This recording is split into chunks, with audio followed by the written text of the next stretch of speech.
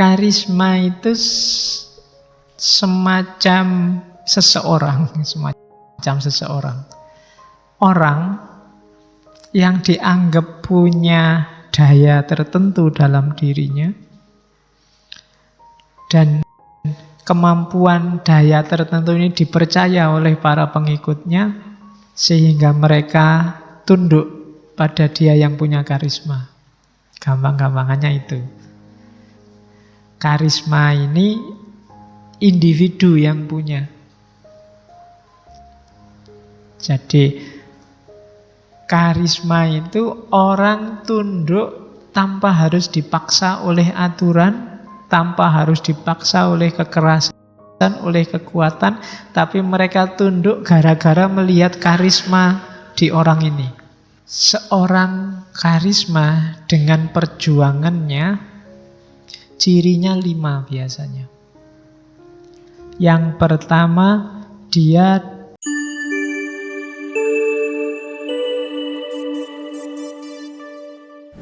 Assalamualaikum warahmatullahi wabarakatuh.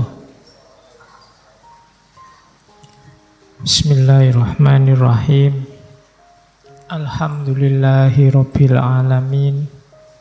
Wa bihi nasta'inu ala umurid dunya waddin.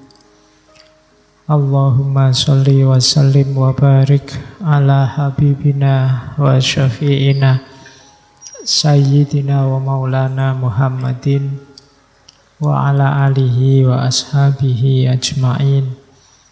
Amma ba'du. Bismillah, mari kita mulai lanjutan ngaji filsafat. Malam hari ini kita masih di sesi orang-orang istimewa, manusia istimewa. Malam ini kita ketemu tema karismanya Max Weber. Karisma ini kalau di kajian Islam mungkin setara dengan kajian tentang Imam Mahdi, atau kalau bahasa dalam tradisi Syiah dikenal kajian namanya Mahdawiyat, kemahdian. Cuma kita tidak ngambil tokoh dari Muslim, kita ambil konsep dari Max Weber, karisma, kepemimpinan. Max Weber itu tokoh sosiologi. Jadi, dan tidak harus ada yang tanya, Pak, ini kan sosiologi bukan filsafat. Ya, filsafat di ngaji kita definisinya bukan ilmu filsafat, tapi filsafat yang jadi induknya ilmu. Kalau ilmu filsafat ya biasanya logika, tema-tema ontologi, metafisika. Tapi ini filsafat yang jadi induknya ilmu. Jadi ilmu apa saja nanti bisa aspek pengembangannya masuk ke ranah filsafat, termasuk sosiologi. Dan itulah yang kita lakukan selama ini. Tokohnya kan macam-macam. Jangankan yang sosiologi, mungkin bangsane Klenik, Busido, Kamasutra juga kita bahas. Itu tidak masuk di kurikulum filsafat manapun. Tidak masalah, yang penting kan kita wawasannya tambah, cara berpikirnya jadi luas, tidak sempit dan jernih. Oke, Max Weber, Jerman ya, anaknya orang terpandang, kuliahnya juga ranking terus, dia guru besar bidang hukum, bidang ekonomi, bidang politik, bidang sosial. Guru besarnya jam 4. Kalian S1, S2 tidak lulus-lulus. Weber 4 profesor sekaligus dari universitas yang beda-beda. Kemudian sayangnya dia lemah di kesehatan. Cuma lemahnya dia di kesehatan itu jadi kesempatan dia nanti banyak berkarya, banyak nulis. Jadi itu Weber. Weber ini sering sakit, nanti meninggalnya dia penyakit pneumonia, radang paru-paru. Tapi dia punya sakit saraf yang gampang lemes, gampang kalau disentuh sakit. Itu Weber, di samping penyakit kecil-kecil yang lain. Oke, teorinya banyak. Dia seorang sosiolog yang dikenal dengan teori tindakan sosial. Weber beda sama Durkheim. Kapan-kapan kita ngomong Durkheim ya. Durkheim itu saya tidak tahu, sebenarnya namanya sangat islami. Mungkin lengkapnya Abdurrahim terus sama kamu cari di nama-nama barat tidak ketemu Durkheim. Tapi mungkin bapaknya kenal Islam apa gimana. Kalau di Jawa kan tadi Durkheim. Mungkin terus neng Jerman tadi Durkheim. Kalau Durkheim, kenyataan sosial itu sifatnya organis, jadi lebih tinggi dari individu. Tapi kalau di Weber enggak, dunia sosial itu ya dunianya individu. Yang namanya sosial itu perilaku individu yang sama. Jadi dia punya teori tindakan sosial. Apa sih tindakan sosial itu? Tindakan sosial itu tindakan yang melibatkan orang lain. Misalnya, saya pakai celana. Ini kalau saya pakai celana, kenapa kok pakai celana? Nanti di masjid banyak orang ya, kalau nggak pakai celana bisa kacau ini. Nah ini kan mempertimbangkan orang lain. Pakai celana ini tindakan sosial. Mungkin pakai celana bisa tindakan individual, nggak ada hubungannya sama orang lain. Misalnya kamu pakai celana, saya niatnya pakai celana ini biar rapi. Nah itu mungkin karepmu sendiri, tapi kenapa kok harus rapi? Biar rapi, biar orang lain senang padaku. Kalau ada orang lainnya berarti itu tindakan sosial. Jadi katanya Weber ya, sosiologi itu yang dibahas tindakan sosial. Jadi aktivitas-aktivitas individu di level sosial. Kenapa kamu pakai kopiah? Ya biar kelihatan alim no. Ada kelihatan alim, berarti ada hubungannya sama orang lain yang melihat. Berarti ini tindakan sosial. Jadi beda, nanti mungkin di agama ada namanya tindakan agama. Kalau tindakan agama ya berarti dasarnya agama, perintahnya Tuhan, fatwanya ulama. Kenapa kemarin tanggal 4 kamu ke Jakarta? Itu karena disebutkan dalam Al-Quran, itu tindakan agama. Tapi kalau ndak enak ya teman-teman berangkat semua, jamaah berangkat semua, ya aku ya mangkat. Ini namanya tindakan sosial. Ada hubungannya sama orang lain. Oke, kamu ngaji misalnya, ada yang nulis, kok ditulis tuh mas ceramahnya biar aku paham. Ini tindakan individual. Tapi kok ditulis biar kelihatan intelek dikit lah. Itu tindakan sosial, berarti nulismu. Jadi kalau nulisnya untuk dirinya sendiri itu tindakan individual. Tapi biar kelihatan oleh orang lain, ini namanya tindakan sosial. Nah ini Weber beda nanti sama Durkheim. Kalau Durkheim enggak, dunia sosial itu ya dunia interaksi antar manusia itu. Bukan tindakan individual. Jadi dunia sosial itu dunia jaringan bareng-bareng. Itu namanya dunia sosial. Yang diomong, dan dunia sosial itu lebih tinggi daripada dunia individual. Dunia jamaah masjid itu dunia sosial, levelnya lebih tinggi daripada individu-individu. Itu Durkheim. Tapi kalau Weber enggak, dunia sosial itu ya tindakan individu-individu yang berhubungan dengan dimensi sosial. Nah, ini Max Weber. Oke, nanti yang belajar sosiologi mesti ngerti.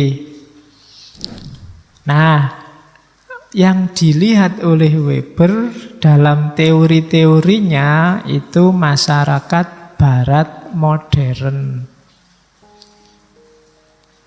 Jadi modern Western Society. Weber ini lahir 1864, abad 19, ketika barat sedang puncak-puncaknya modern dan sains sedang jaya-jayanya.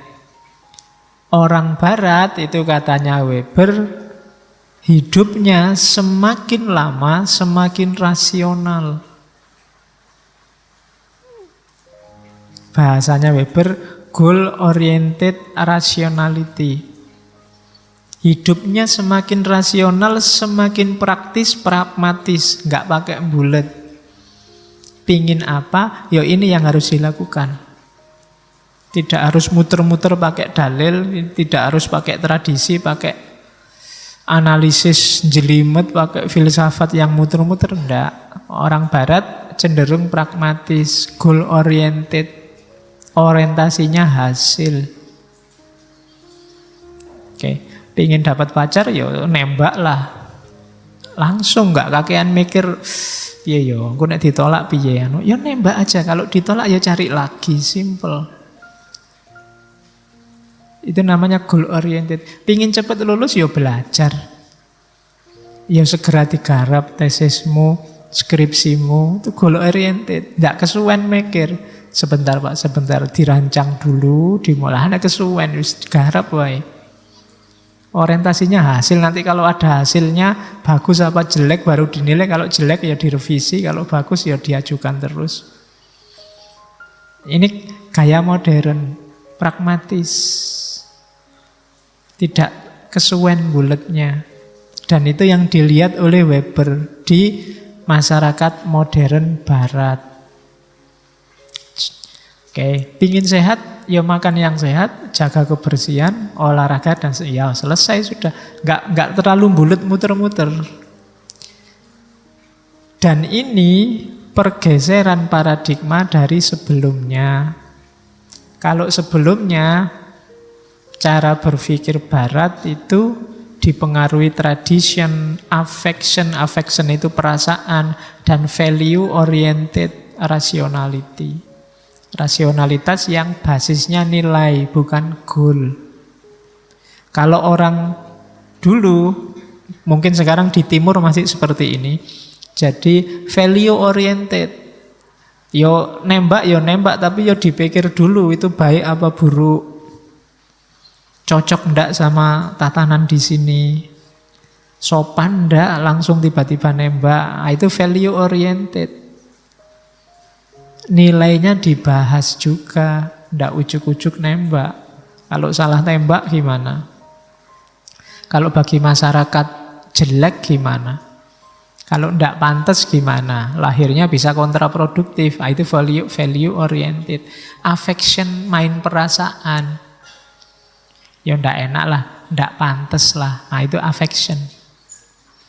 Tapi kalau barat, modern itu ndak lah. Ya perasaan nanti lah. Yang penting kan tujuannya kena. Ndak pantes, ndak apa-apa. Tapi kan boleh, sah. Nah itu goal oriented. Oke. Dan tradition itu ya biasanya bagaimana?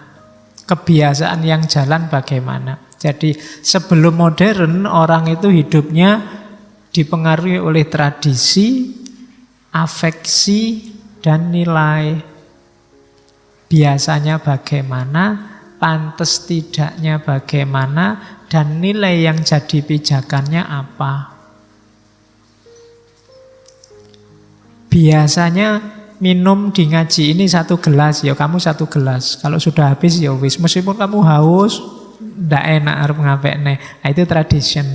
Affection juga ndak enak, tak miring ngelirik terus mau ngambil lagi. Jangan-jangan perasaan aku nanti. Nah, itu kan.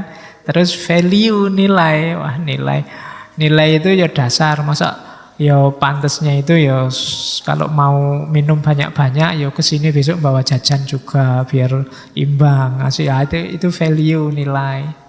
Ada nilai harmoni, nilai kepantasan, ada rasa, ada tradisi main. Ini dulu katanya Weber. Tapi semakin orang modern, semakin goal oriented. Tujuannya minum ya biar ndak haus. Kalau ndak haus aku ndak usah ngambil minum. Tapi kalau aku sangat haus 2 gelas ya ndak apa-apa. Rasional-rasional saja. Tujuannya makan ya biar nggak lapar.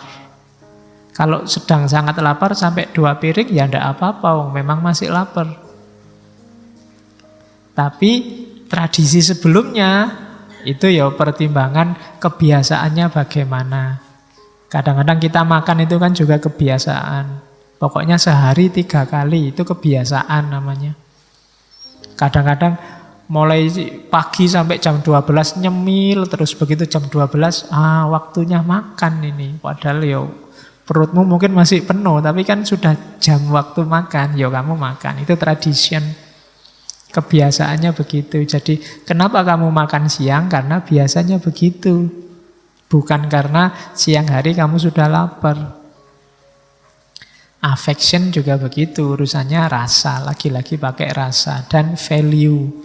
Jadi yang dilihat oleh Weber sekarang masyarakat barat yang semakin modern. Dan ini kayak banyak filosof barat yang lain bahwa sejarah itu berkembang ke arah yang lebih rasional. Kayak Hegel itu kan dia juga bilang sejarah berkembang ke arah yang lebih rasional. Darwin dengan evolusinya juga melihat organisme itu berkembang ke arah yang lebih rasional. Jadi tidak usah galau kalau ada peristiwa konflik macam-macam, tabrakan antar pemikiran, percayalah besok yang survive adalah yang lebih rasional. Yang tidak rasional akan tergilas. Nah itu katanya Weber. Jadi social action yang fokus umumnya pada masyarakat barat dan cirinya adalah goal oriented rationality, meninggalkan tradition, affection, dan value oriented. Meskipun hari ini orang barat sedang berusaha mengembalikan lagi tradition, affection, dan value orientednya dalam banyak kajian. Makanya kajian-kajian model timur marak lagi. Kajian-kajian model New Age, spiritualitas baru marak lagi. Karena mungkin orang capek goal oriented.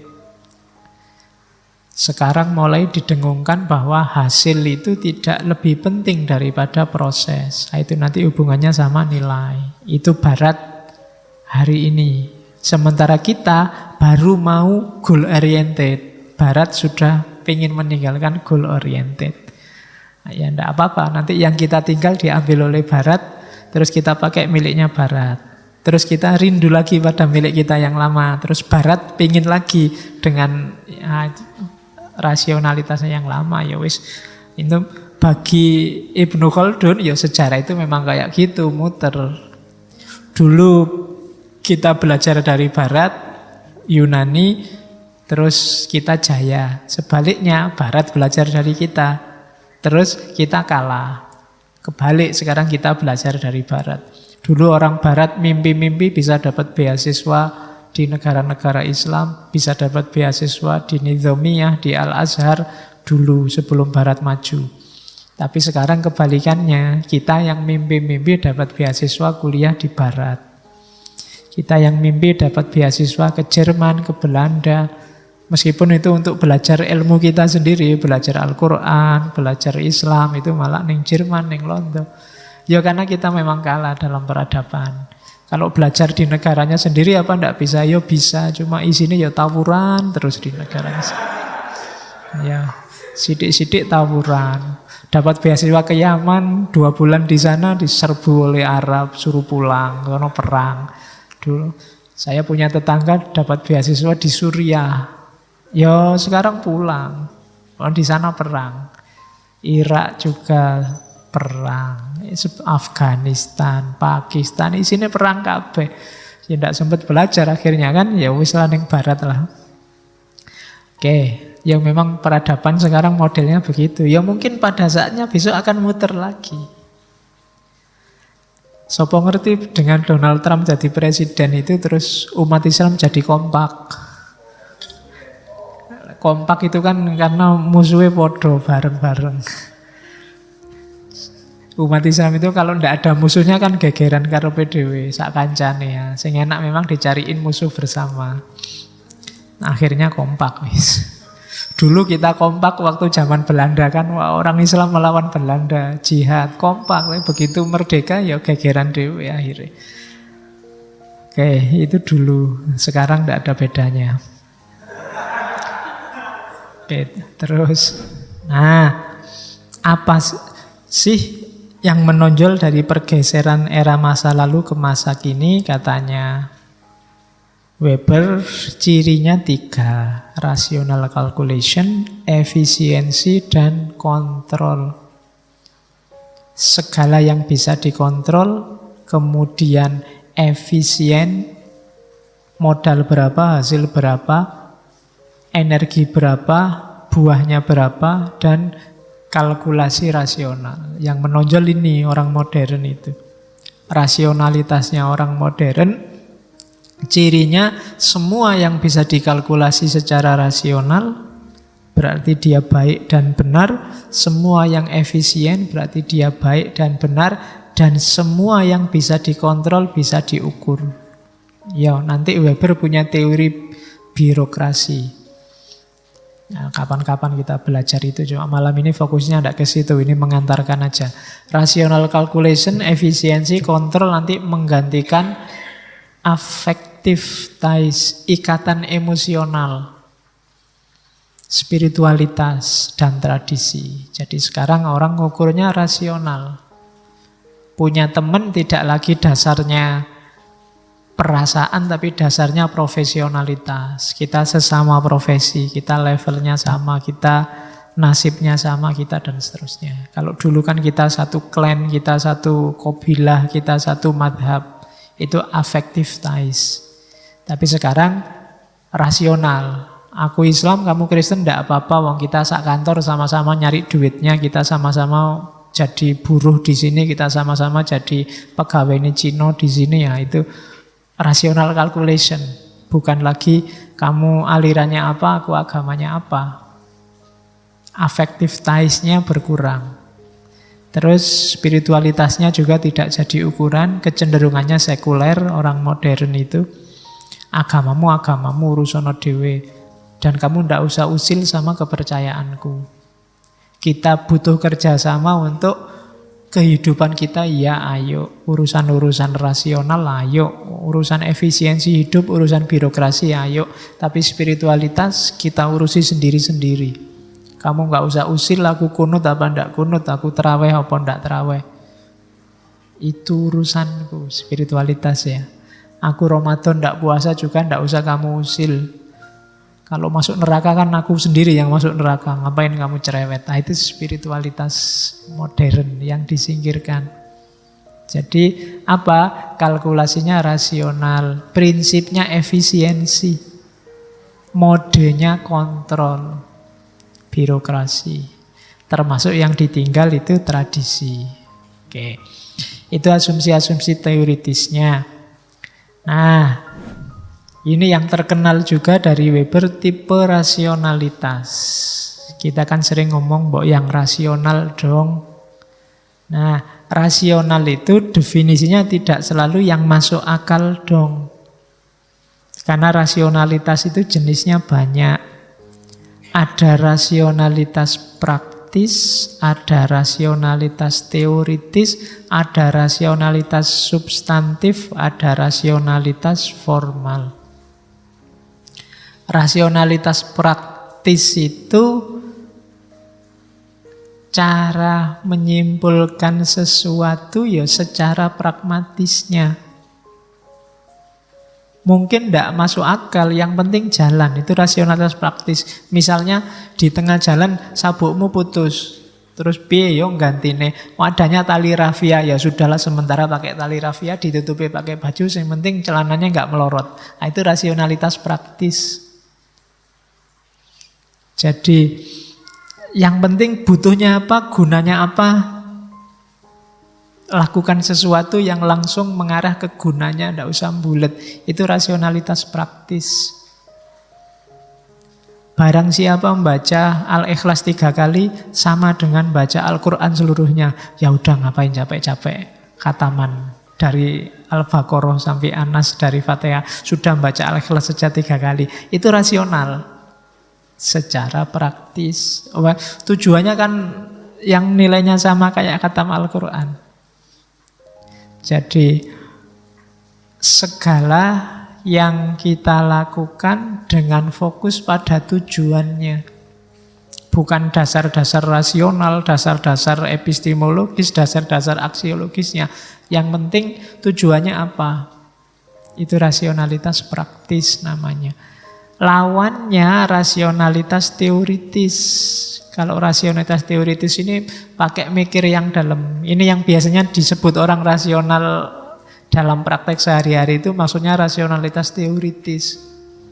Yang masuk akal dong. Pakai analisis, deduksi, induksi, itu rasionalitas teoritis namanya. Pakai dasar-dasar rasional. Ada lagi rasionalitas substantif. Kalau rasionalitas substantif ini semacam gabungan antara teoritis dan praktis. Sebenarnya isinya teoritis tapi diorientasikan untuk praktis. Substansinya aja. Nggak usah jelimet pakai kembang-kembangannya mikir. Rasionalitas teoritis itu kadang-kadang melebar kemana-mana.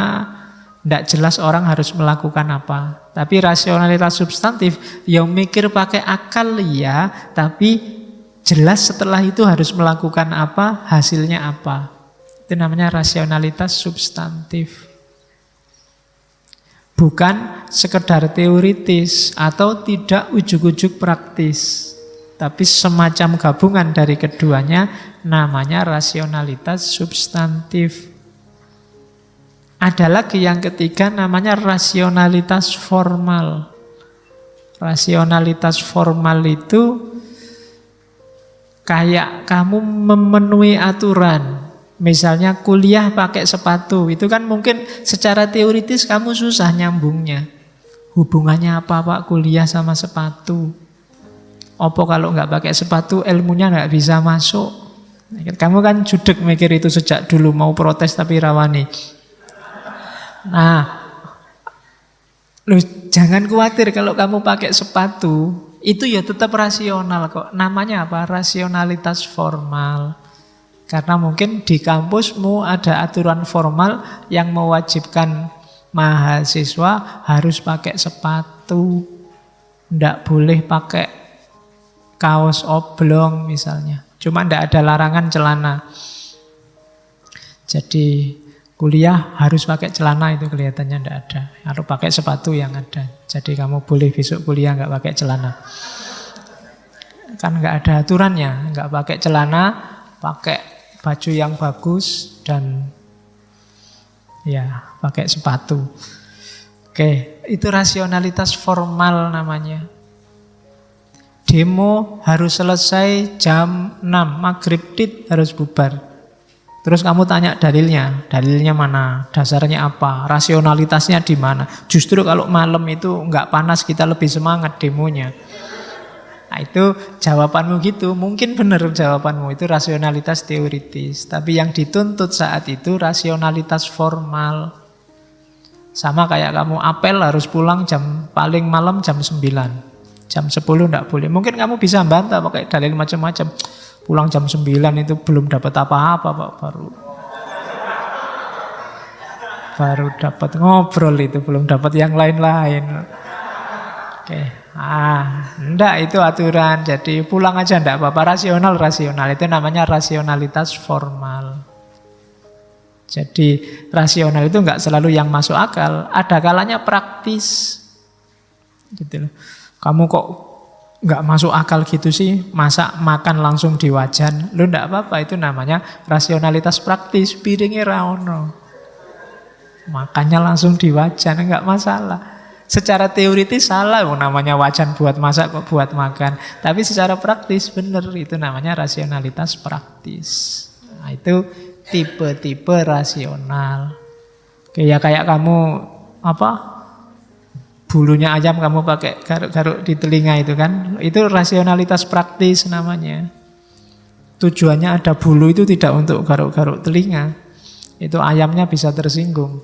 Tapi kan kamu pakai itu karena kamu sedang butuh. Nah, itu namanya rasionalitas praktis. Ada rasionalitas formal, ada yang teoritis, ada substantif. Terus, nah, dengan dasar rasionalitas tadi, ini belum masuk karisma ya, untuk memahami maunya Weber dulu sebelum masuk ke karisma. Nanti karisma masuknya ke legitimasi otoritas tindakan. Tindakan sosial katanya Weber ada 4. Yang tadi loh, tindakan yang mempertimbangkan orang lain. Yang pertama ada namanya tindakan rasional instrumental. Tindakan rasional instrumental itu yang dipikir tujuannya. Tujuannya apa? Aku harus melakukan apa? Itu namanya tindakan rasional instrumental. Ngaji ke sini tujuannya daripada nganggur Pak di kos-kosan sendiri. Nah, itu rasional instrumental. Begitu nyampe sini kok sepi, podo sepi nih ternyata berarti kamu salah. Rasional instrumental itu benar salahnya dilihat kesesuaian antara yang kamu inginkan dengan hasilnya. Misalnya haus sekali Pak, ya minum. Haus dan minum ini kan ada hubungannya. Maka tindakanmu ketika haus terus minum itu namanya rasionalitas instrumental. Contohnya ya kita minum sekarang.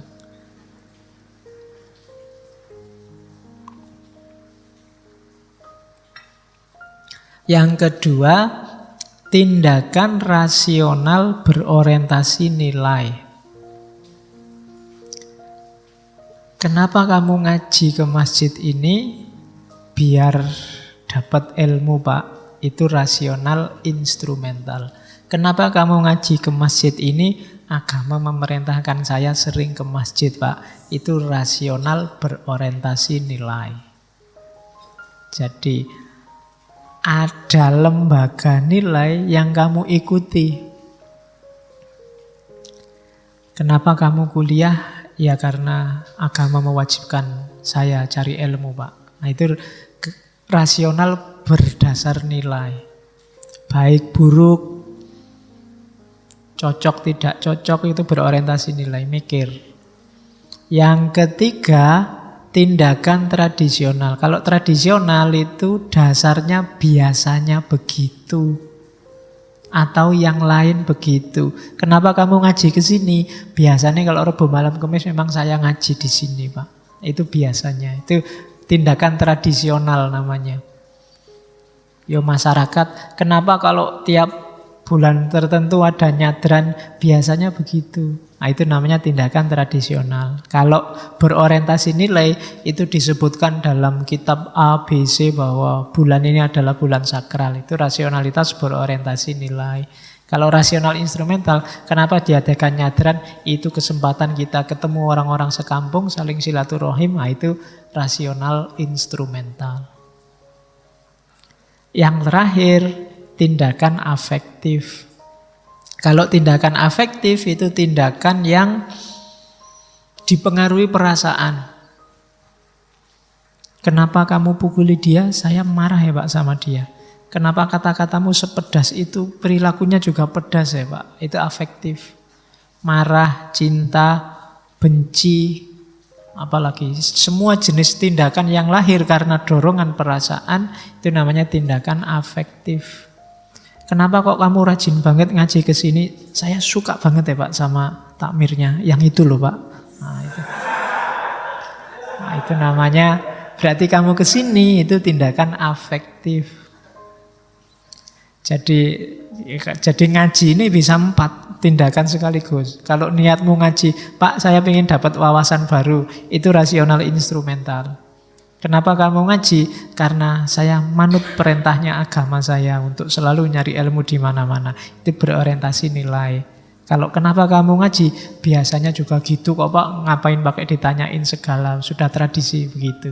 Itu berarti yang ketiga. Tapi kalau saya suka sekali Pak ngaji di masjid itu Pak, tehnya itu loh khas. Wah, itu berarti tindakan afektif. Ada rasa ikut bermain di situ. Jadi itu namanya tipe tindakan sosial. Empat-empatnya kan melibatkan orang lain. Oke, dilanjutkan. Apa itu karisma? Mulai ya. Sudah jam 9 baru masuk karisma. Oke, karisma itu bukan karisma kapur atau karisma Honda ya. Ngertimu cuma itu. Ya. Jadi karisma itu semacam seseorang.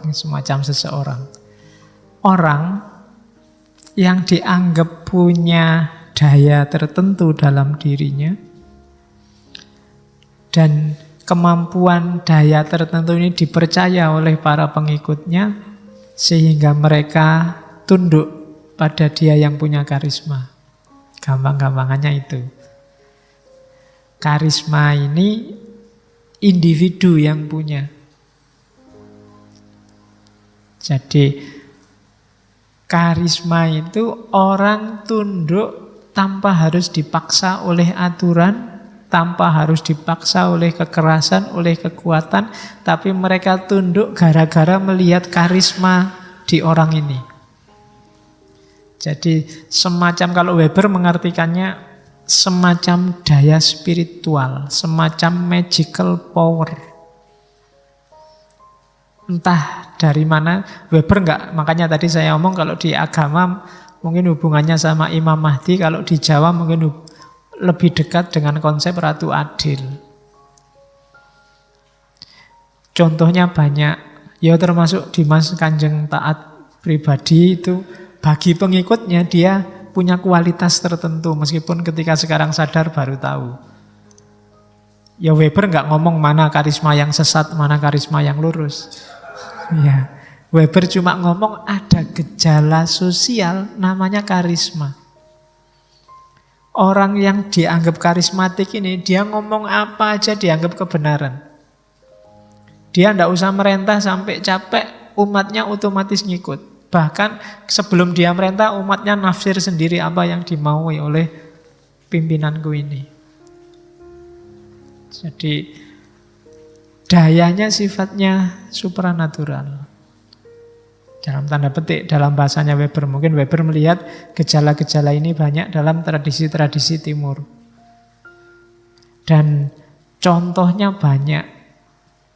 Bagaimana kekuatan karismatik ini dimanfaatkan untuk revolusi sosial. Untuk melakukan dobrakan-dobrakan terhadap tatanan yang mapan. Dengan bekal klaim karisma ini, dia perjuangannya jadi dahsyat, banyak yang sukses. Pangeran Diponegoro dulu, kenapa kok banyak sekali orang Jawa yang mau jadi prajuritnya untuk berperang melawan Belanda? Dia punya karisma.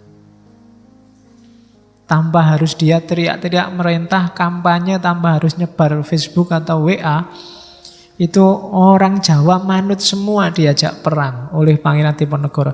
Dia punya karisma. Oleh orang Jawa dia dianggap Imam Mahdi. Dia laku spiritualnya kuat. Dan bisa menunjukkan bukti bahwa dia konsisten dengan visinya. Itu karisma. Dalam sejarah Islam juga banyak kan yang diposisikan jadi Imam Mahdi. Yang terkenal di Indonesia ada Ahmadiyah dengan Mirza Ghulam Ahmad. Ada Lia Aminuddin. Ada Mossadegh dengan gerakannya. Ada yang terakhir Dimas Kanjeng dengan penggandaan uangnya loh. Jadi ini dia paling tidak dia punya kualitas loh. Jangan salah, kelasnya profesor, kelasnya Orang-orang besar aja manut, jenderal aja bisa manut. Itu kalau dia tidak punya spirit kekuatan tertentu nggak bisa nyampe ke sana. Jadi kekuatan karismatik. Yolia Aminuddin itu dia ngaku Jibril. Dan anaknya titisannya Nabi Isa. Dengan segala gayanya, ritualnya macam-macam sudah. Di Islam juga banyak. Ada yang sukses bikin dinasti.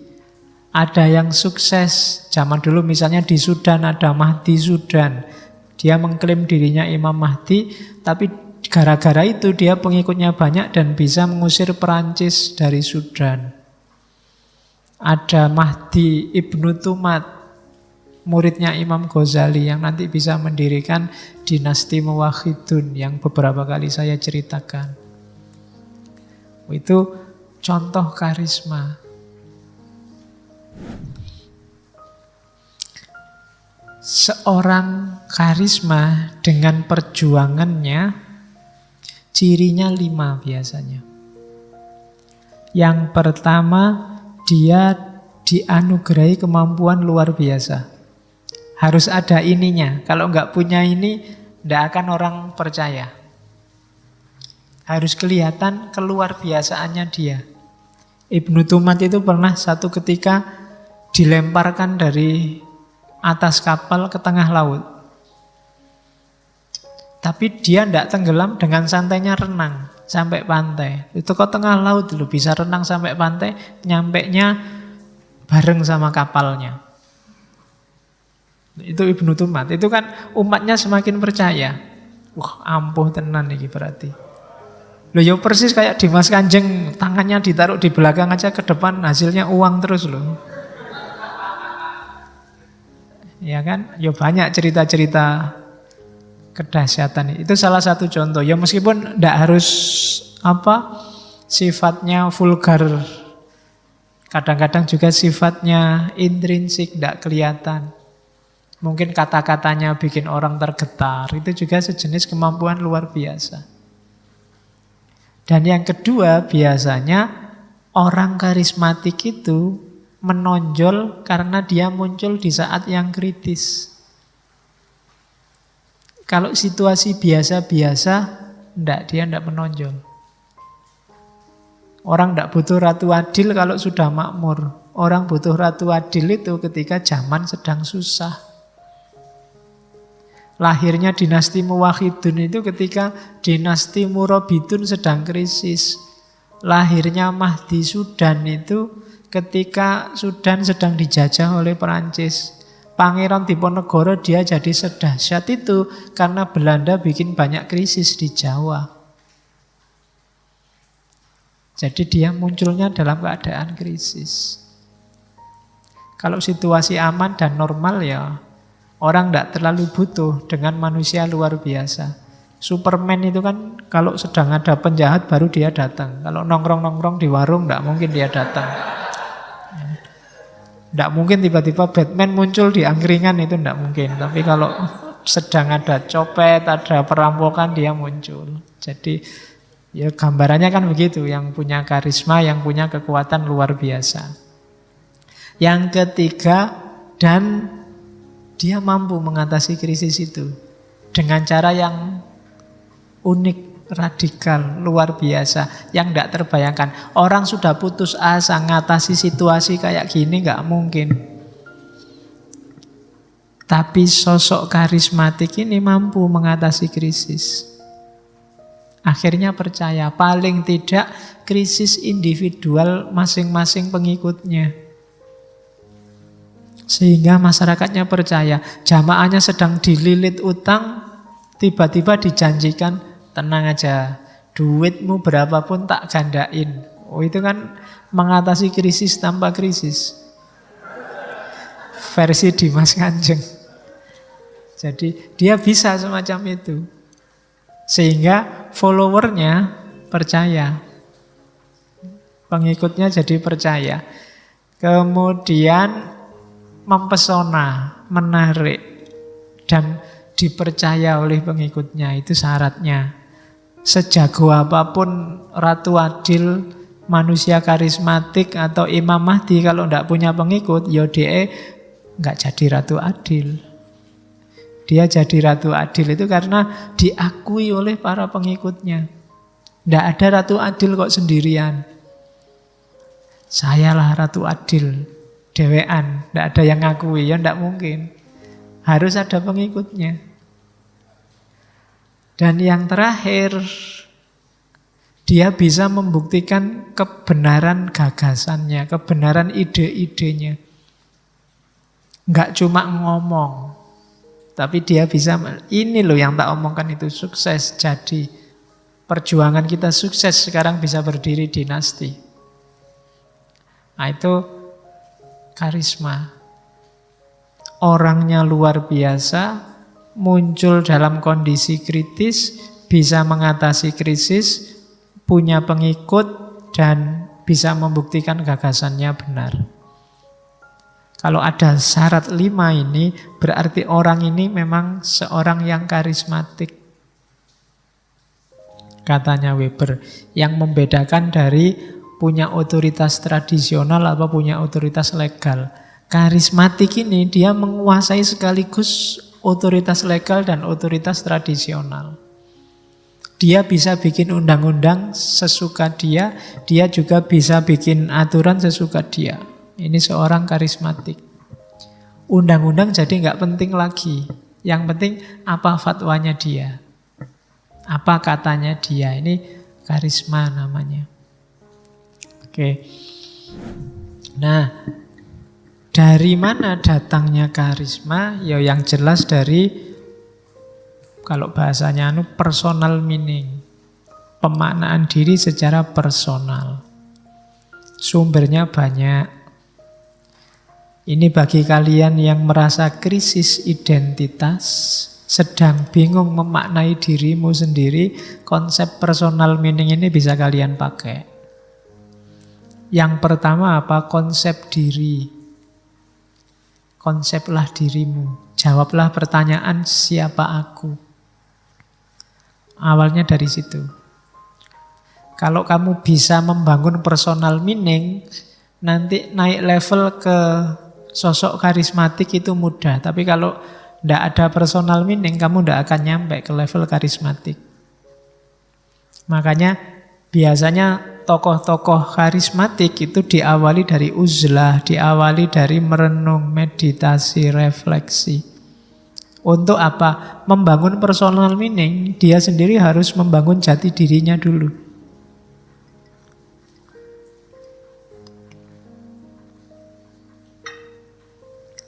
Yang pertama itu konsep diri. Konsep diri ini penting ya, semua orang harus punya. Kalau enggak, kamu enggak bisa mengembangkan dirimu. Kamu harus bisa jawab, siapa aku? Ciri-ciriku itu apa? Kelebihanku itu apa?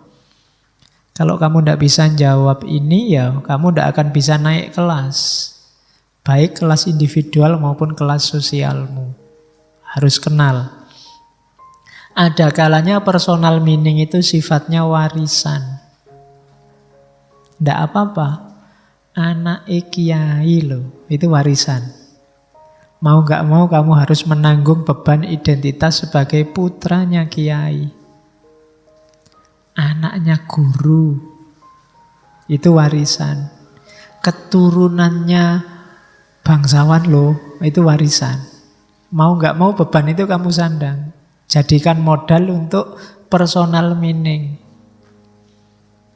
Itu muridnya wali loh. Nah, itu juga warisan, jenisnya warisan. Jadi dapat dari orang lain, dari gurumu, itu warisan juga.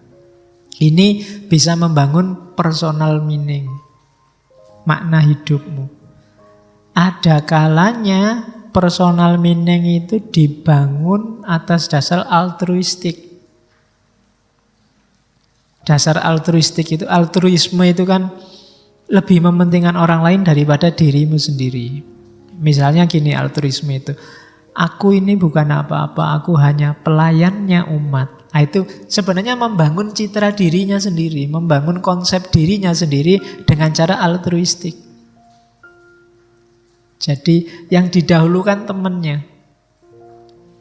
Aku ini hanya takmir, bukan dirinya tapi takmirnya yang disebut. Untuk menunjukkan bahwa dia lebih mementingkan pengabdian di masjid daripada kepentingannya sendiri. Itu namanya altruisme. Bisa juga untuk membangun personal meaning. Aku ini kan hanya penggembala umat, kan ada yang kayak gitu. Itu altruistik. Silahkan dipakai untuk personal meaning. Ada yang berasal dari budaya atau tradisi. Aku ini orang Jawa loh, mbok sing Jawani. Nah, itu membangun personal meaning dari aspek budaya dan tradisi. Ada yang berdasarkan orientasi sosial atau politik. Aku NU loh, aku Muhammadiyah loh, aku FPI loh. Oh, itu orientasi sosial. Aku PKB loh, itu orientasi sosial politik. Ini bisa juga untuk membangun personal meaning, makna dirimu. Siapa kamu? Atau dari spiritualitas. Spiritualitas itu berarti kedalaman batinmu, kamu gali sendiri. Atau formalisme agama. Atau hobimu, kesenanganmu. Aku ini pemancing loh, senengannya mancing. Persoalan. Aku ini, itu hobimu. Penulis loh, aku ini pedagang loh, hobinya dagang, jualan. Kalau uangnya habis, celananya dijual, bajunya dijual. Ya, itu bisa juga untuk membangun personal meaning. Terus nilai, idealitas, itu pasti. Cara untuk membangun personal meaning. Ya saya bilang tadi, setiap orang harus punya ini. Nanti tokoh karismatik, pemimpin yang karismatik itu juga dia akan membangun personal meaningnya seputar hal-hal ini. Karena hal-hal inilah nanti yang jadi rujukannya setiap orang. Konsep diri, siapa dia, ada hubungan sama kerajaan Mojopahit apa enggak, itu warisan. Ada hubungannya sama pondok mana, itu warisan. Atau altruisme.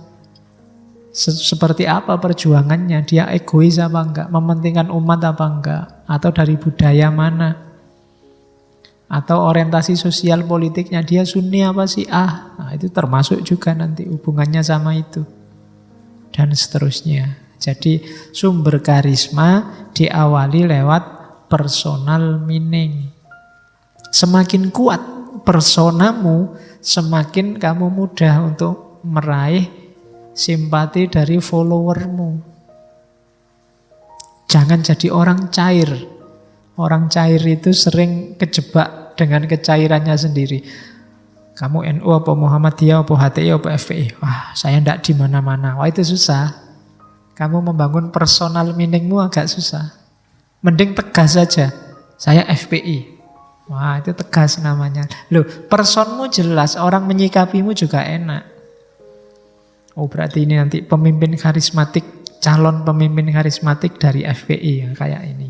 Nah, itu jadi caranya begitu, membangun personal meaning. Aku adalah santri teladan. Nah, itu kan personal meaning namanya. Enak, identitasnya jelas. Tapi kalau identitasmu nggak jelas, saya mengalir aja lah Pak, saya ya susah. Nggak mungkin jadi pemimpin kamu. Jadinya cuma follower. Ya kamu nanti yang ngikuti orang-orang yang karismatik tadi.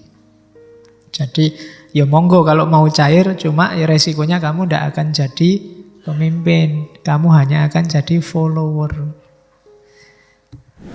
Oke. Pemimpin itu yang karismatik, dia pasti visioner. Tidak ada pemimpin karismatik itu yang pasrah dengan keadaan. Tidak ada yang, wes memang takdirin ini ya piye meneh. Wah, kalau kayak gitu kamu tidak bakat jadi seorang karismatik. Dia harus visioner. Sesusah apapun, sesulit apapun kondisi hari ini, seorang karismatik tetap membayangkan masa depan yang lebih baik. Visioner itu berarti apa? Dia mampu besok akan kayak gini dan lebih baik. Caranya begini, itu namanya visioner. Oke lah, sekarang aku cuma ngekos. Itu pun kos yang paling murah. Tidak apa-apa. Tapi 10 tahun lagi aku harus sudah punya apartemen sendiri. Caranya begini. Ya mungkin dengan usaha apalah, buka-buka toko Cino pakai apa gitu. Itu tidak visioner itu namanya. Jadi kemampuan untuk mengubah situasi. Membayangkan 3 tahun lagi harus sudah lulus S2 ini, kemudian nyari beasiswa S3, nggak usah lama-lama S3 setahun setengah aja. Terus, loh ya kan namanya visioner. Caranya biar cepet gampang, gini aja lah. Disertasinya digini-giniin, nanti itu namanya visioner. Jadi setahun setengah beres, selesai. Setelah itu baru ke luar negeri. Nah, jadi TKI. Iya kan, yang penting sudah dokter tuh ya. TKI kalau sudah dokter mungkin kan posisinya beda. Oke, terus. Nah, seorang karismatik itu orientasinya masa depan. Jadi mikirnya selalu ke depan, tidak mikir ke belakang.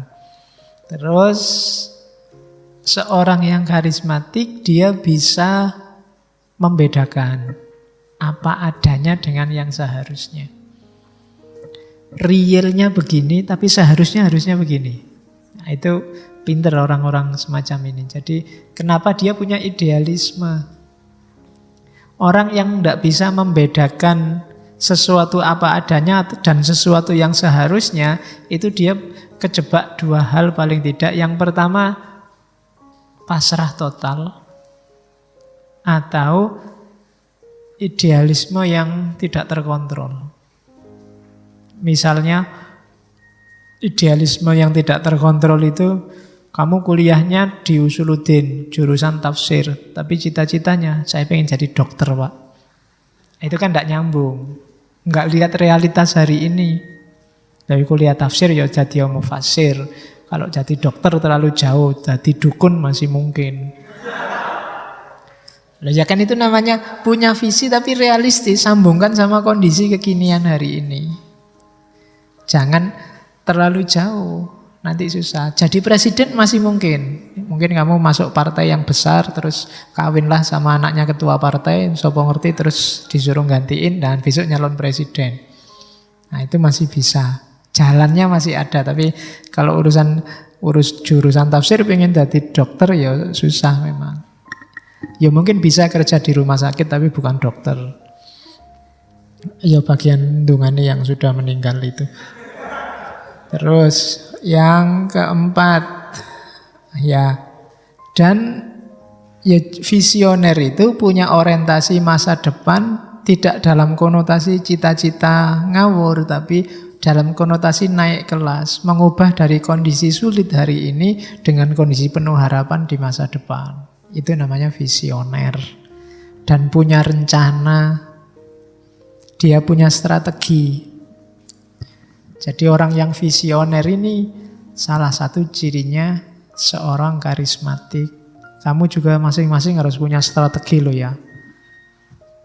Sekarang saya kuliah semester sekian, 2-3 tahun lagi semester sekian, 7 tahun lagi DO. Tuh. Lo ya diantisipasi. Ya dirancang sing tenanan masa depanmu. Kalau kamu sampai DO berarti kamu tidak visioner, tidak bisa ngitung jalan ke depannya sampai kapan. Oke. Ciri yang kedua, seorang karismatik itu percaya diri dan berani mengambil resiko. Tidak ada pemimpin karismatik kok ragu-ragu. Lia Eden itu mantep loh, luar biasa kalau ceramah. Dimas Taat itu sebelum pegang polisi itu coba dengerin kalau dia ngomong mantep. Sampai profesor aja bisa ketipu. Itu percaya diri yang luar biasa. Tidak sembarangan bisa begitu. Saya pernah baca Lia Eden itu ngajak pengikutnya melakukan ritual membersihkan diri. Caranya apa? Semua rambut harus dicukur. Tidak cuma kumis, tidak cuma ini, termasuk rambut-rambut di lengan, ya apalagi yang itu harus bersih, jadi gundul-ndul pokoknya, semuanya dari atas sampai bawah. Tidak laki-laki, tidak perempuan. Harus begitu. Itu ritual membersihkan dirinya. Dan itu followernya percaya. Saya tidak tahu, mungkin ada nggak ritual ngecek sudah gundul bener apa enggaknya. Apa ya percaya wae lah, yang penting wis gundul kabeh. Jadi ada ritual kayak gitu. Itu kan susah loh bisa nyuruh orang kayak gitu kalau dia sendiri nggak percaya dirinya sendiri. Kalau imamnya ragu-ragu ya nggak mungkin. Jamaahnya yakin. Jadi cirinya begitu. Ya dulu ada orang yang ngaku Imam Mahdi di Mekah. Salah satu Mahdi Sunni. Saya punya banyak tulisan tentang klaim-klaim Mahdi yang dari Sunni. Ada orang namanya Muhammad bin Abdullah Al-Qahtani. Dia yakin dirinya Imam Mahdi karena ada hadis yang bilang bahwa besok akan datang Imam Mahdi, namanya adalah namaku, nama ayahnya juga nama ayahku. Dia namanya Muhammad bin Abdullah. Cuma dari suku Qahtan. Dan dia ngaku Imam Mahdi, punya saudara ipar namanya Juhaiman Al-Utaibi. Ini dia bisa, dua orang ini dan pengikutnya sekitar 500-an orang yang menganggap dia Imam Mahdi, menaklukkan Masjidil Haram. Jadi satu ketika dia dan pengikutnya menyerbu Masjidil Haram, subuh-subuh dia sama pengikutnya masuk masjid sambil bawa senjata. Terus diserbu masjid itu, dikuasai, semua jamaah masjid ratusan orang yang ada di dalam itu dipaksa untuk membaiat si Al-Qahtani ini. Kalau nggak mau dibunuh. Sekitar 2 mingguan lebih, saya lupa tahun 79 apa 80, Masjidil Haram itu dikuasai oleh mereka. Ratusan yang tewas dibantai di dalam masjid.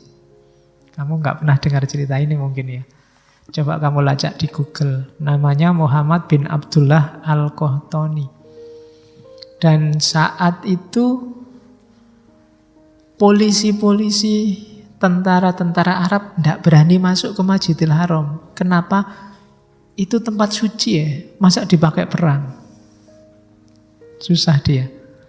Jadi akhirnya apa? Mendatangkan pasukan Perancis. Syaratnya pasukan Perancisnya disuruh syahadat dulu. Ya, susah ya. Dirinya sendiri yang muslim tidak berani masuk. Akhirnya minta bantuan orang lain, tapi orang lain ini suruh syahadat dulu. Ben tadi Islam, ya lah. Jadi ratusan yang meninggal selama 2 minggu. Dan bisa dapat pengikut 500-an orang itu kan luar biasa zaman itu. Karena dia apa? Rasa percaya dirinya tinggi. Yakin 100% kalau aku itu Imam Mahdi. Dan orang diwajibkan yakin. Sebenarnya kalau mau bertahan mati-matian mungkin korbannya lebih besar. Cuma kepercayaan para pengikutnya merosot karena ada hadis yang bilang nanti kalau ada tentara-tentara non-muslim datang, Allah akan mendatangkan pasukannya dari dalam bumi. Ada hadisnya begitu ada. Ini ditunggu-tunggu sudah diserbu pasukan Perancis yang dari dalam bumi kok tidak muncul-muncul. Akhirnya mulai tidak percaya sama Imam Mahdinya. Begitu nggak percaya ya jatuh sudah pendukungnya. Dan itu yang terjadi. Jadi percaya diri berani dengan resiko. Siap menerima resiko. Baik resiko profesional apalagi fisik.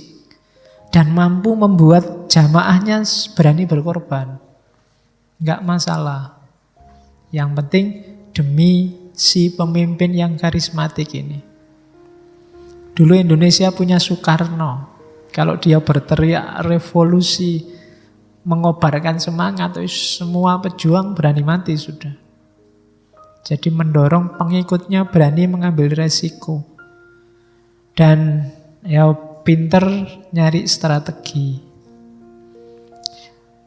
Ibnu Tumat itu strateginya dia menjiplak sejarahnya Nabi.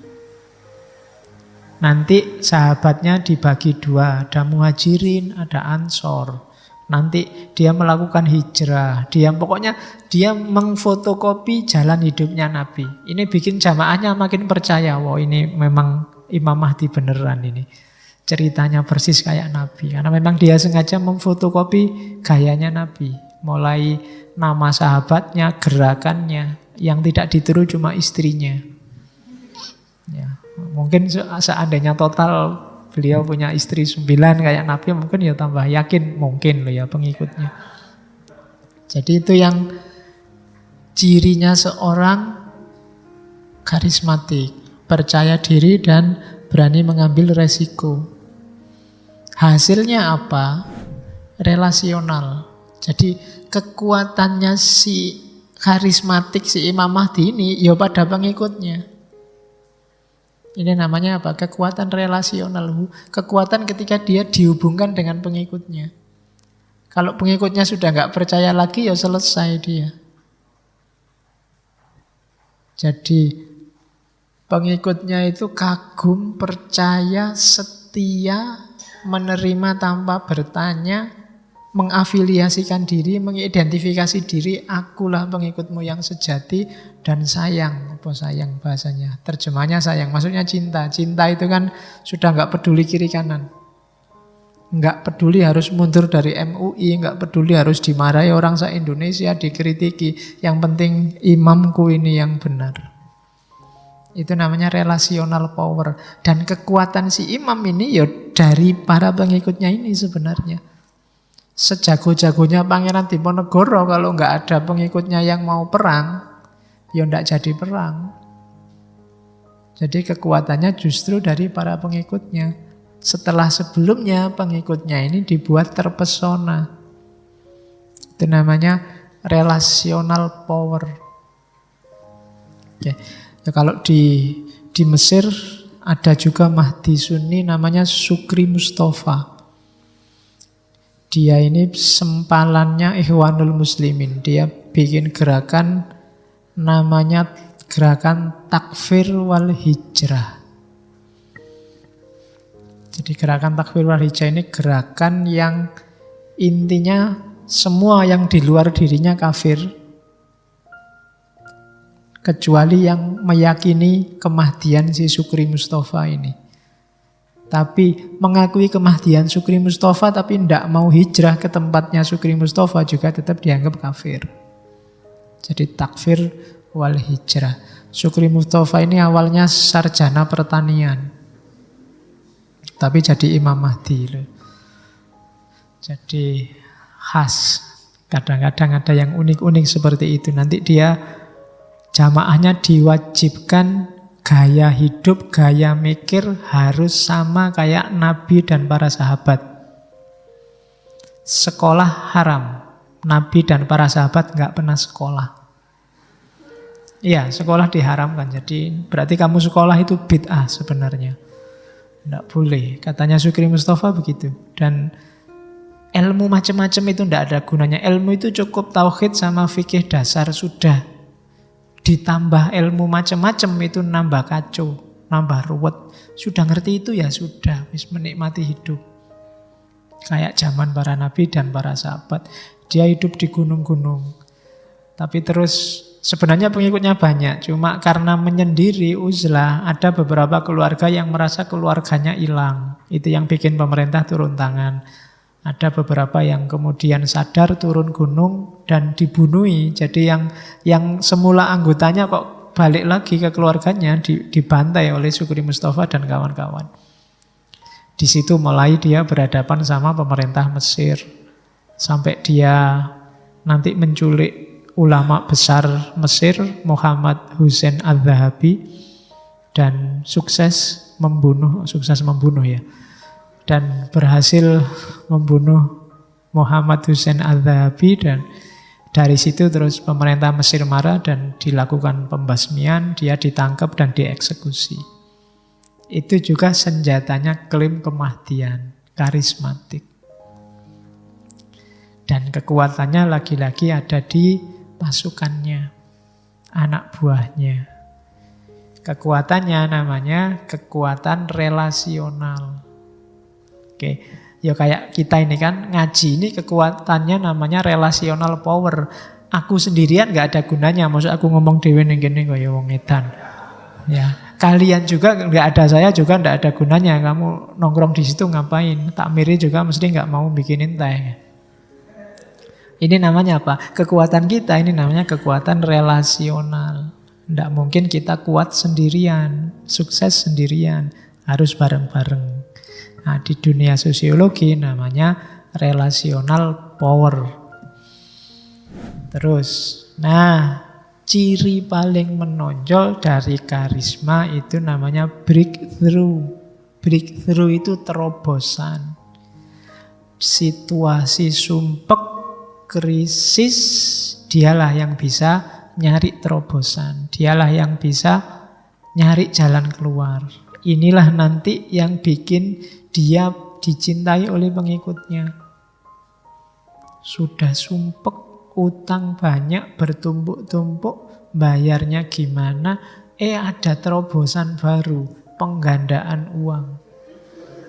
Tuh, kan terus seneng orang. Wah, ini luar. Disuruh ngapain aja mau, ndak masalah, asal uangnya jadi banyak. Nah, itu breakthrough. Dengan breakthrough inilah dia bisa mengontrol kondisi saat ini. Dengan breakthrough, jamaahnya jadi semakin kagum. Dengan breakthrough, orang mau berjuang, mengorbankan diri, merendahkan dirinya. Gara-gara apa? Dia lihat terobosannya. Dulu, Cokro Aminoto itu dianggap Imam Mahdi juga. Orang menggelarinya Heru Cokro. Jadi kenapa banyak melakukan terobosan-terobosan baru? Orang jadi kagum, tunduk, takluk. Cuma ya untungnya baik-baik. Makanya saya bilang di awal tadi, Weber belum membedakan ada karisma yang positif sama karisma yang negatif. Dia tidak ngomong ada karisma lurus dan karisma sesat.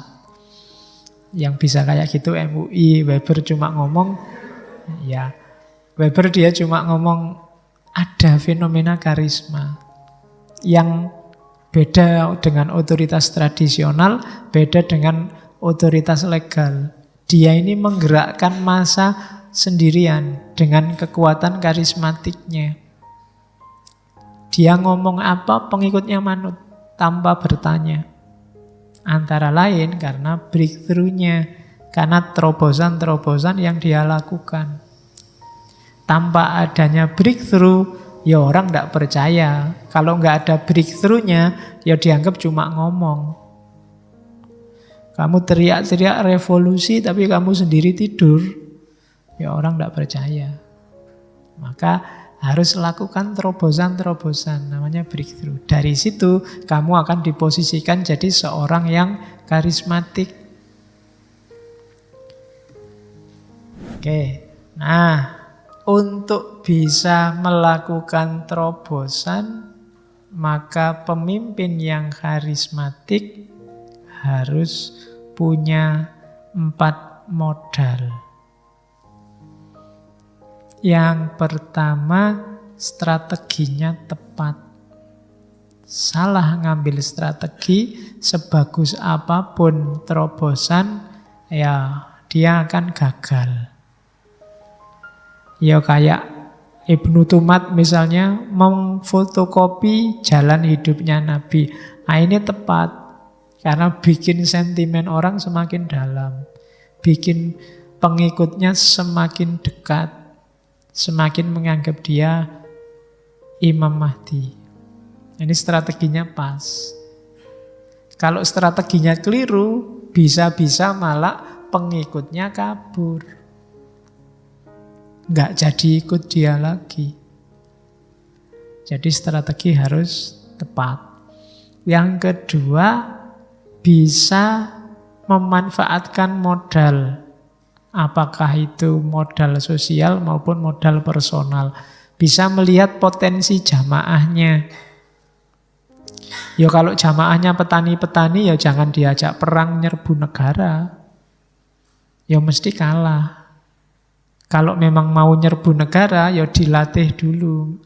Itu yang dilakukan oleh Mahdi Sudan, Ibnu Tumar. Lihat resourcesnya, kekuatan kita apa. Kalau kita cuma jamaah masjid biasa, ya tidak bisa kita demo dengan tuntutan menjatuhkan Jokowi misalnya, cah semene ya. Tidak ada yang dengerin. Nah, modal kita kurang. Jadi harus seorang yang karismatik, dia harus bisa membaca situasi sekelilingnya. Punya pengikut berapa, targetnya apa, strateginya bagaimana. Terus yang ketiga, pemimpin karismatik itu harus mampu memastikan transformasi. Harus pengikutnya merasa ada perubahan. Kalau tidak, dalam jangka waktu tertentu dia akan ditinggal. Setelah tadi disuruh cukur gundul semuanya dari atas sampai bawah, itu harus ada transformasi yang dirasakan para pengikutnya. Mungkin, wah hidup saya semakin tentram, semakin adem, semakin dingin karena wong gundul. Nah, harus merasakan transformasi itu. Kalau tidak merasakan transformasi ya pada saatnya ala podo wae, ternyata bayat tidak bayat ya podo-podo sumpeknya. Dia dalam jangka waktu tidak lama dia ditinggal. Dimas Kanjeng itu jamaah-jamaahnya di awal dia merasa perubahan. Dikasih uang beneran, uangnya berganda beneran. Maka percaya. Besok begitu ndak ganda lagi uangnya, tinggal dicarikan alasan. Sebenarnya mau ganda cuma ada alangannya. Jinnya baru lari kena gas air mata jadi nggak jadi. Kan dia bilangnya begitu. Jadi harus diyakinkan dulu di awal bahwa dia bisa bikin transformasi, bisa bikin perubahan. Karena kalau tidak ya lama-lama pengikutnya lari.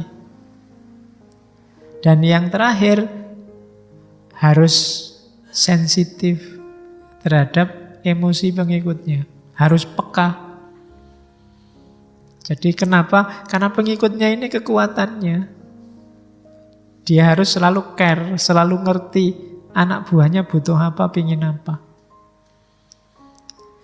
Paling tidak dia harus mengupayakan pemenuhan itu. Kalau tidak, pasti dia ditinggal oleh jamaahnya. Jadi kalau kalian besok ingin jadi pemimpin yang karismatik, carilah strategi yang tepat, manfaatkan sumber daya secara pas, pastikan terjadi perubahan, dan perhatikan anak buahmu. Kalau tidak, kamu akan ditinggal. Lawannya pemimpin karismatik itu kalau di teori sosiologi yang lain adalah pemimpin transaksional. Pemimpin transaksional itu ya bukan karisma dia yang main, tapi aturan-aturan transaksional. Kamu kerjalah padaku, nanti tak gaji sekian. Kamu akan dapat ini, dapat itu. Itu transaksional. Kalau karismatik, pengikutnya ndak nuntut dapat ini, dapat itu. Dia cuma nuntut perubahan situasi, transformasi kondisi. Dan dia rela melakukan itu, bahkan dia mau berkorban untuk itu. Nah, itu pemimpin yang karismatik. Nah, ini fenomena selanjutnya, namanya rutinisasi karisma. Jadi rutinisasi karisma itu terjadi ketika bosnya, pemimpin yang karismatik tadi sudah tidak ada. Ketika pemimpinnya meninggal, gimana ayo? Ini jamaahnya bisa bubar ini. Ini kalau tidak ada pemimpin gimana? Kalau ceritanya Al-Qahtani tadi, Al-Qahtani itu tewas di Masjidil Haram. Cuma kabar tewasnya tidak disebarkan dulu ke jamaahnya. Karena begitu disebarkan, mungkin jamaahnya langsung nyerah. Tinggal Juhaiman yang saudara iparnya itu yang memimpin pemberontakan, dibilangnya ini Imam Mahdi kita sedang disembunyikan oleh Allah, dilindungi oleh Allah. Padahal sudah tewas. Karena kalau dia bilang, ini Imam Mahdi kita sudah tewas ditembak tentara Perancis, langsung bubar. Jamaahnya mungkin langsung nyerah. Dan kalau nyerah ya tinggal ditunggu aja tanggal eksekusinya. Jadi dikabarkan dia belum meninggal. Ini kan resikonya fokus pada satu orang pemimpin kan begitu. Kalau pemimpinnya pergi, wassalam sudah. Kelanjutannya bagaimana? Nah, katanya Weber biasanya kemudian terjadi rutinisasi karisma. Jadi rutinisasi ini keberlanjutannya dipikirkan. Biasanya caranya ada 2. Yang pertama, melalui aturan-aturan, nasihat-nasihat yang biasanya diberikan oleh si pemimpin tadi. Misalnya, anaknya yang harus melanjutkan, keturunannya, atau sahabatnya yang paling dekat. Nah, ini rutinisasi gaya pertama. Jadi melalui pembentukan aturan-aturan tradisional. Atau bikin aturan. Besok siapa saja bisa ganti aku, cuma jangan dilanggar undang-undang ini, aturan ini, pedoman ini. Siapapun khalifahnya, nah, khalifah itu kan yang ganti pimpinan puncaknya, dia harus pakai pedoman kitab suci ini dalam tanda petik. Itu berarti pakai hukum, sifatnya rasional, atau secara tradisional diwariskan turun-menurun. Dengan gaya ini nanti karisma tidak akan habis, bisa dilanjutkan. Ibnu Tumat tadi sebelum berdirinya dinasti Muwahhidun dia sudah meninggal. Yang jadi raja pertama Muwahhidun itu penerusnya Abdul Mukmin, bukan Ibnu Tumatnya. Tapi Ibnu Tumat sudah mewariskan dasar-dasar ajarannya. Sehingga dinastinya dikenal sebagai dinasti Muwahhid. Nah, ini namanya sudah rutinisasi karisma. Sama kalau di Syiah kan Imam Mahdinya belum muncul, tapi sudah ada rutinisasi, ada ajaran-ajaran kemahdian. Siapapun yang memimpin mereka sekarang itu hanya mewakili Imam Mahdi yang nanti akan datang. Di Iran itu nanti ada satu tempat kayak goa kecil yang tiap malam itu ramai orang mujahadan di situ. Di depannya ada masjid. Dan diyakini besok Imam Mahdi itu munculnya dari gua kecil itu. Jadi pokoknya ditunggu aja, sopo ngerti pas lagi nunggu di situ tiba-tiba, ini Imam Mahdinya datang. Dia yakinnya begitu. Jadi ada saya lupa namanya itu, saya pernah di sana. Dan ramai terus tempat itu. Kalau bagi yang tidak punya uang, pasti makan gratis di situ ada. Tiap malam itu, tidak cuma malam Jumat. Tidak cuma hari-hari besar, tapi tiap malam ramai tempatnya. Tempat orang mujahadan di situ. Mulai habis maghrib sampai tengah malam pasti ada lah. 24 jam ramai di situ. Karena dekat situ ada gua yang diyakini besok dari situ. Itu keyakinan mereka. Mungkin aliran tertentu saya tidak tahu. Tapi itu jenis rutinisasi. Semua yang mewakili sebelum Imam Mahdi datang, ini kan menjalankan ajaran-ajaran konsep kemahdiannya. Ini bahasanya Weber, rutinisasi karisma. Nah, secara umum pola rutinisasi keberlanjutan karisma ini polanya ada 6. Katanya Weber, yang pertama searching, nyari orang dengan kualifikasi karismatik yang sama. Siapa di antara sahabat-sahabatnya, murid-muridnya yang punya kualifikasi dekat dengan gurunya. Itu namanya nyari, searching. Atau yang kedua revelation. Revelation ini bahasa Inggrisnya wahyu, intuisi maksud. Biasanya warisan. Jadi revelation ini nunggu ilham baru. Diwariskan pada siapa? Jabatan karismatik tadi. Itu revelation. Ya sahabat-sahabatnya ini nyari ilham, nyari petunjuk siapa yang pantas. Dalam tradisi sufi tertentu, itu kadang-kadang nyari gantinya mursyid itu pakai burung.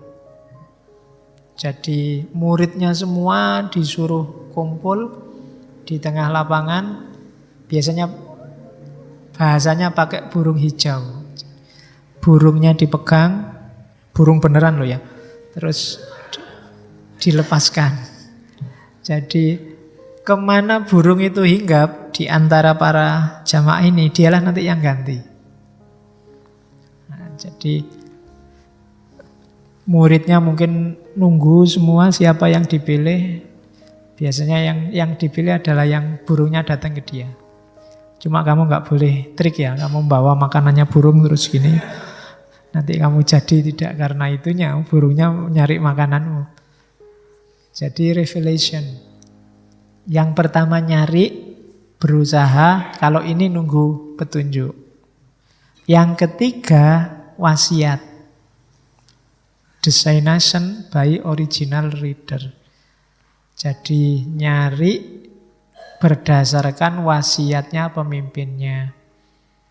Misalnya Abu Bakar mewasiatkan setelah aku yang mimpin Umar. Nah itu wasiat namanya. Yang keempat, nyari di antara muridnya yang punya kualifikasi sama, qualified staff. Jadi designated by qualified staff. Kalau tadi yang milih pemimpinnya, kalau ini yang milih formatur, staff-staff yang dianggap mewakili pemimpinnya, zaman pemimpinnya masih hidup. Misalnya, ya contohnya kayak zaman dari Umar ke Utsman, itu kan bikin semacam formatur terus milih. Terus yang kelima warisan, hereditary karisma. Sultan meninggal yang melanjutkan anaknya, itu warisan berarti. Kaisar meninggal dilanjutkan oleh anaknya. Kayak di Jepang, itu modelnya warisan. Dan terakhir ini yang modern, namanya office karisma. Bukan kantor karisma. Office karisma ini ketika karisma dijadikan formal. Bikin ADART. Nah, bikin ADART-nya torekot. Kok torekot apa? Gerakan milenarian, gerakan Imam Mahdi, gerakan karismatik ini oleh anak buahnya dibikin, biasanya semasa tokoh karismatik ini masih hidup, dibikin seperangkat aturan. Yang berhak jadi pemimpin ini. Cara milih pimpinan ini. Pemimpin harus punya watak ini, dan seterusnya. Ini namanya office karisma. Dibikin aturan birokrasi. Jadinya rasional. Nah, itu akan berlanjut begitu. Kalau tidak ada 6 ini, ya berarti putus. Akan terjadi chaos, kacau. Kenapa? Karena masyarakatnya dasarnya karisma. Dasarnya tokoh. Ketika tokoh tidak ada, dilanjutkan ya jadi susah. Makanya ada, kayak Indonesia, ada yang bilang Indonesia ini mungkin yang pas itu bukan demokrasi tapi kerajaan. Butuh tokoh yang karismatik luar biasa, yang baik, bukan yang sesat. Nah itu lebih mudah ngatur orang Indonesia dibandingkan yang model demokrasi. Kalau modelnya demokrasi, mungkin orang seperti Donald Trump bisa kepilih. Ya kan? Donald Trump yang suka melecehkan perempuan, yang mengancam-ngancam Islam dan seterusnya, itu malah kepilih. Ya demokrasi kayak gitu, kita nggak boleh komplain. Kebenaran bagi sebagian besar orang Amerika, Donald Trump layak jadi presiden. Meskipun bagi sebagian yang lain tidak. Hanya Indonesia bisa mengalami nasib yang sama. Karena kita dasarnya sama-sama demokrasi. Kalau model karismatik tidak begitu. Kepatuhan seseorang pada pemimpinnya itu sifatnya volunteer. Karena dia terpesona oleh si pemimpin ini dengan daya dan kekuatan yang dia miliki. Dan lebih mudah menggerakkan massa. Cuma memang sifatnya tidak tahan lama. Kelemahannya di keberlanjutannya. Karena tidak mudah orang nyari sosok yang karismatik. Yang tanpa merintah orang jalan sendiri. Oke, terakhir dalam teori leadership modern, kalau tadi yang spiritual supernatural, klaster karismatik leader itu ada beberapa itu. Tanpa harus kamu nunggu ilham, tanpa harus kamu nunggu wahyu, nunggu wangsit, kamu sebenarnya bisa jadi seorang pemimpin yang karismatik. Caranya bangun citra dirimu dengan kualifikasi itu. Yang pertama apa? Biasanya verbal skill. Latihan ngomong. Pemimpin karismatik itu kalau ngomong enak. Kayak Soekarno itu orang betah berjam-jam dengerin dia pidato. Kalau kamu ngomong tidak bisa, ya latihanlah. Tidak mungkin kamu jadi pemimpin karismatik kalau ngomong belepotan. Yang kedua, self-confidence, percaya diri. Kalau kamu minder, tidak mungkin jadi pemimpin karismatik. Yang perempuan juga begitu, tidak ada syaratnya karismatik itu harus laki-laki. Perempuan bisa. Bahkan banyak laki-laki yang tunduk di depan perempuan. Contohnya banyak dalam sejarah. Ada ratu-ratu perempuan yang luar biasa.